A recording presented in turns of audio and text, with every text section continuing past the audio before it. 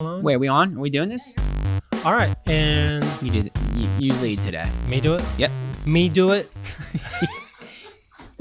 We're back between two bonsais with Steve Squared, How about let me do it. and so what are we talking about today? The difference between marketing and sales. After this Yeah, many years, So I don't know anymore. seriously, what? Okay, Well, I'll tell you kind of what I've told friends before, clients, is that we've always looked at marketing and really, let me step back. Not marketing, but our responsibility is to create curiosity. We sell curiosity. The brands we represent have a narrative. They have something of value to offer the public, and it's our job to figure out not just what that is, but how do we package it up in visual and in written narrative, spoken narrative, and so forth, and bring it to the people in a way that gets them to stop and listen. So to me, marketing is to build curiosity, and sales is to then take that curiosity and convert it to a transaction in business. Now, So- marketing plays a part of that at times, but if you had to say definitively what's the difference, I would say one creates the interest, the other closes on the interest. so why do you think there can be confusion between defining sales and marketing? Like, why in the industry are those interchangeable by some people? Because I think sales is a metric to judge marketing by, among other, performance indicators. But for instance, you can have an amazing marketing campaign that falls flat on its face at the transaction because of heightened product awareness, bad reviews. I mean, there's a lot of things that can happen that affect sales, but sales are a metric of marketing, and I know that's extremely vague, but it's not the only metric.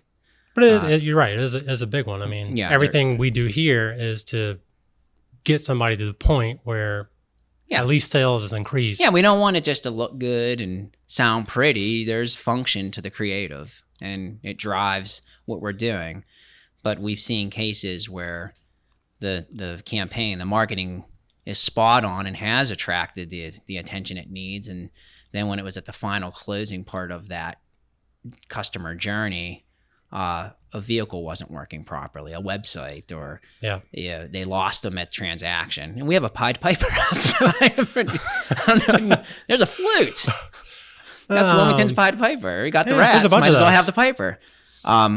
Oh man, that was a slam. I shouldn't have done that. we have no rats. No, but so I think that because historically sales have been a metric in which marketing is judged by. But that's surface level. You should dive a little deeper into other metrics as well. And that's also why we do A/B testing, and we test and measure different things. Even just on social media, like graphics will change. Like you said, we'll play around with different colors for similar ads, or maybe one word gets swapped out just to see how people respond. What piques to interest, or what just gets them to stop and look is the first. That's the biggest thing. Battle. I mean, in today's age, like people just get on social media and they scroll, and it's just to get somebody to stop for 2 seconds to read something on a social media platform. Like, that's a win if you can get somebody to stop their scrolling. I would say every medium, and it's because we have so many mediums now too. That's like true.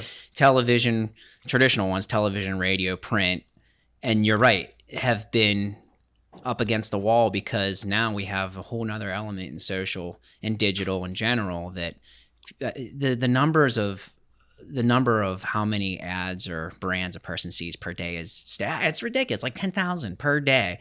Subconsciously, consciously, it's being thrown at them. So rising above that noise is the first challenge you have to conquer. And that is, you got to give them something that'll get them to stop, listen, and react. And then the second challenge is it has to be aligned with the brand narrative that makes sense for you. It's got to be authentic. It can't be false. And then that's where to go back a minute or two ago, when I've said there can be phenomenal marketing that falls apart at the sale, it's usually because the marketing lacked authenticity. It was enough to get the curiosity piqued, but the product or service that was behind it wasn't enough to get them wasn't as good as the marketing. Wasn't as good as the campaign. Exactly. So, and it's the marketing team's job Firefest. to figure that. Yeah, no, it's a great example. That's a good example. That's a perfect. It's the marketing team job to figure that out. So it's not a throw your hands up and we're not accountable. An accountable marketing team says, yeah, sales are down. What can we do, or why are they down? And sometimes when you do the digging, you realize it's not the marketing. It's the product. It's the service. And they go and they rebrand, they redevelop, they do the things that make sense. A lot of the times it would help if when you did that research into why sales are plummeting or why marketing campaigns not working, if you dig a little bit to the root cause, like it's sometimes a simpler solution. Like, let's target this instead that we never thought of in the first place. And just by testing this one little metric we never thought of, we could boost that weak point in our sales. Yeah. And some people just want to do some big flashy, across the board campaign. And sometimes that's not what you need. Sometimes you do need a targeted approach. Functional marketing. Yeah. It can't just be sound good. Yeah. Or look good, sound pretty. There's got to be purpose behind it. So you're measuring as you go. Yeah. So. But I don't know if we even answered why there's confusion, but actually I think it's like when you're on YouTube now, like you get bombarded with ads on YouTube, not just on social media platforms, like well, I can't think of anything off the top of my head, but anywhere you go now, you see ads so often pop up that, that is marketing, but you immediately you'll close the window. You won't even read what just popped up. Yeah. So it's almost like we're programmed to ignore some forms of marketing, which that makes things even more difficult. So then you got to get more persuasive in your vehicle of marketing to make sure people pay attention and know that it's authentic and it's not just some. Yeah, the brand has to carry through the experience, the product, service, experience and that that does play into that whole thing. Is like, where does marketing end and where does the sale begin? Because technically, marketing is everything from the point of the point of awareness through the point of use. Yeah, that is the brand experience.